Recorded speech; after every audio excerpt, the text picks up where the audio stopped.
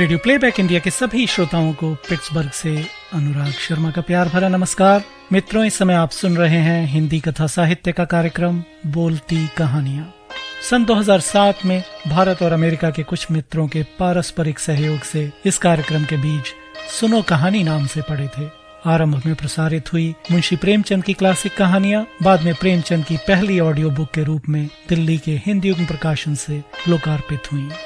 यह किसी भी संस्था या समूह द्वारा निर्मित और प्रकाशित मुंशी प्रेमचंद की कथाओं की पहली ऑडियो सीडी थी। एक दशक से निरंतर जारी इस लोकप्रिय कार्यक्रम के अंतर्गत हमारा प्रयास आपको हर सप्ताह एक अनूठी कहानी सुनाने का है। कहानी नई, पुरानी, छोटी, बड़ी, अनजान या अति प्रसिद्ध कैसी भी हो सकती है। भारतीय और प्रवासी, मौलिक और अनूदित हर प्रकार की कहानियां इस कार्यक्रम में बिना किसी भेदभाव के सुनाई जाती रही हैं। इसमें बाल साहित्य, व्यंग्य, लघु कथा आदि विधाओं से लेकर उपन्यास अंश, साहित्यकारों की जीवनी तथा क्रांतिकारियों की दिहाड़ी तक बहुत कुछ सम्मिलित है। यदि आप एक लेखक, वाचक, संयोजक, प्रस्तुतकर्ता या किसी अन्य रूप में इस कार्यक्रम में सहयोग करना चाहते हैं तो कृपया रेडियो प्लेबैक इंडिया की टीम से संपर्क कीजिए।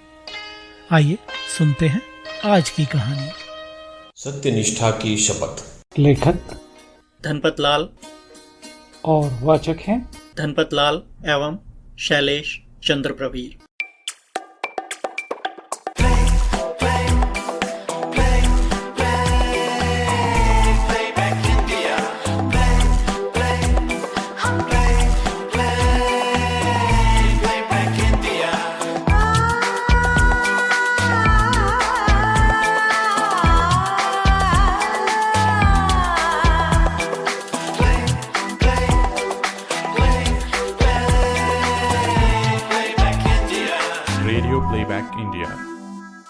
सतर्कता सप्ताह आयोजन के फर्जी वाउचर साइन करते करते कब रात के 11 बज गए और कब नींद लग गई पता ही नहीं चला।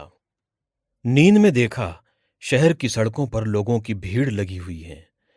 पहले से ही अनेक मुखौटे धारण किए लोग कोरोना से बचने हेतु मास्क लगाए तेजी से चले जा रहे थे।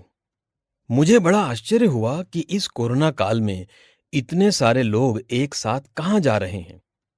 एक विचार मन में आया कि शायद हो सकता है पिछले दिनों चीन के ऐप्स पर लगाए गए प्रतिबंध से घबराकर चीन की पूरी सेना ने भारत के सामने आत्मसमर्पण कर दिया हो और तिब्बत और भूटान में मुफ्त की जमीन लेने के लिए लोग बड़ी संख्या में जा रहे हैं। तभी भीड़ में मुझे हमारे मोहल्ले का खिल्लू दर्जी नजर आ गया। बड़ी तेजी से भीड़ के साथ चला जा रहा था। उससे बात करने के लिए उतनी ही तेजी से उसके साथ चलते हुए मैंने पूछा, क्यों मास्टर, बड़ी तेजी से भागे जा रहे हो? कोरोना का वैक्सीन फ्री में बंटना चालू हो गया क्या? मेरी तरफ देखे बिना ही खिल्लू चलता रहा। 1 मीटर को 90 सेंटीमीटर के बराबर नापने वाले अपने चिर परिचित अंदाज में जो शब्द उसने अपने मुंह से निकाले, उनका अर्थ कुछ इस प्रकार था कि कोरोना का वैक्सीन तो आया नहीं है, परंतु सत्य का वैक्सीन आ गया है। हम सब वही वैक्सीन लगवाने जा रहे हैं। सत्य का वैक्सीन? आश्चर्य के असह्य भार से दबा मैं वहीं जड़वत खड़ा रह गया। सड़क पर मत खड़े रहिए बाबू, कुचल जाओगे। सत्य का पहिया तेजी से घूम रहा है। मैंने आवाज की दिशा में गर्दन घुमाई। देखा परसराम माँ साहब अपने घर की दालान पर जाजम की तरह बिछाए हुए अखबार पर उकड़ू बैठे समाचार पढ़ रहे थे। माँ साहब को नमस्कार करके मैं दालान के एक किनारे पर बैठ गया। माँ साहब के हाथ में एक बड़ा कप था जिसमें से वे चाय सुड़कते हुए अखबार पढ़े जा रहे थे। मैं माँ साहब से कुछ पूछता इससे पहले ही उन्होंने एक खाली कप में लोटे से चाय उंडेली और मेरी तरफ सरका दिया। मैंने कप उठाकर मुंह से लगा लिया। परसराम माँ साहब के घर की चाय बड़ी स्वादिष्ट होती है। वे इसमें पानी नहीं डालते। जब से मिड डे मील में शालाओं में दूध का वितरण प्रारंभ हुआ, तब से ही परसराम माँ साहब के घर दूध घी की नदियां बहने लगी थी।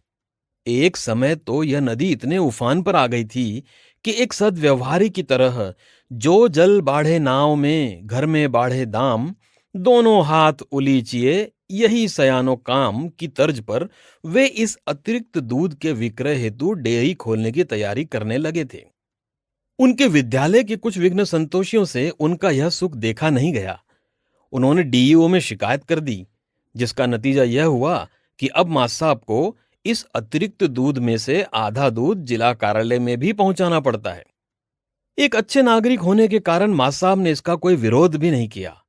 उनका स्वयं का भी यही विचार था कि देश के सर्वांगीण विकास के लिए संसाधनों का विकेंद्रीकरण होना ही चाहिए।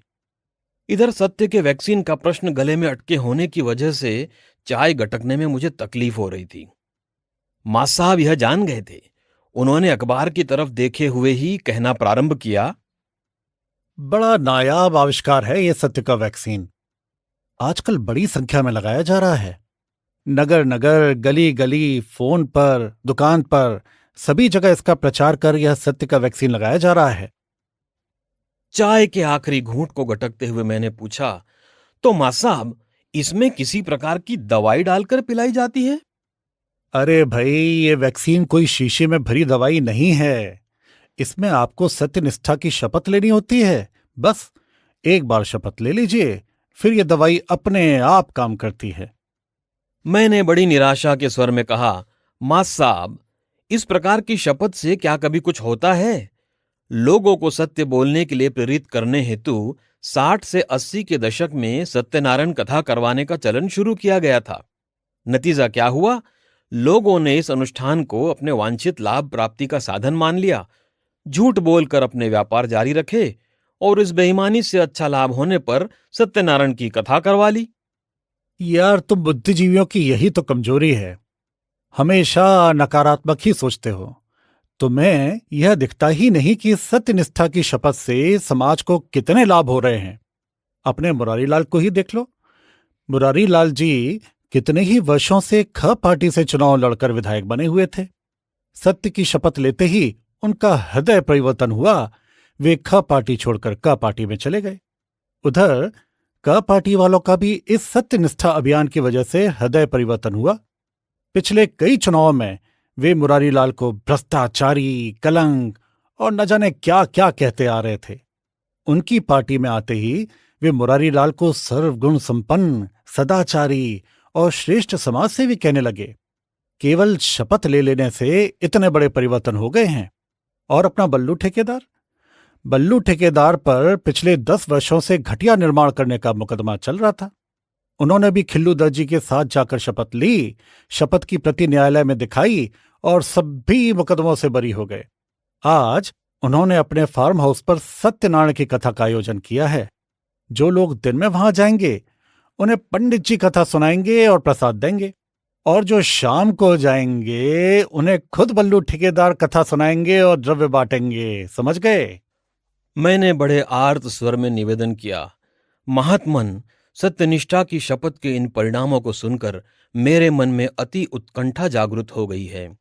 इस कलयुग में सत्यनिष्ठा की शपथ के फलस्वरूप और किस किस को क्या क्या लाभ हो चुके हैं, उसका भी वृत्तांत सुनाने की कृपा करें। तो सुनो।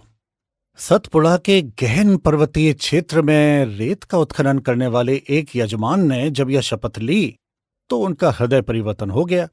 उन्होंने विगत वर्षों में रेत उत्खनन के इस पुनीत कार्य के चढ़ावे के रूप में जिले के रक्षा कप्तान को कितनी राशि पहुंचाई, इसका सारा हिसाब मीडिया के सामने रख दिया। उधर खनिज विभाग के मंत्री भी रक्षा कप्तान पर नाराज हो गए, क्योंकि कप्तान के दिए हिसाब और उत्खनन वाले यजमान के दिए हिसाब में बहुत बड़ा अंतर था। इस तरह एक समाज सेवी जनप्रतिनिधि को आखिर यह पता चल ही गया कि समाज के विकास की धारा कहाँ अटकी पड़ी है। ये सब इस शपथ का ही परिणाम है। 4 मात्रा के काम का 8 मात्रा में बजट बनाने वाले और फिर उस काम को 6 मात्रा में पूरा करके प्रशंसा बटोरने वाले कारिंदों ने भी यह शपथ ली। आदिवासी कलाकारों के भोजन भत्ते की राशि से सत्यनारायण की कथा करवाने वालों ने भी शपथ ली। अनुदानों, आयोजनों के नाम पर अपने स्वजनों और स्वमित्रों को कृतार्थ करने वालों ने भी यह शपथ ली। गरीब कलाकारों के विकास के लिए आयोजित उत्सवों में उन्हीं कलाकारों से 100 गुना अधिक राशि पाने वाले सेवा प्रदाताओं और वेंडरों ने भी यह शपथ ली। मां साहब का कथन अभी जारी ही था। इन शपथों के परिणाम जानने की उत्सुकता लिए मैं नींद से उठा ही नहीं। अभी भी स्वप्न में ही हूं। मैं क्या, पूरा देश ही स्वप्न में है।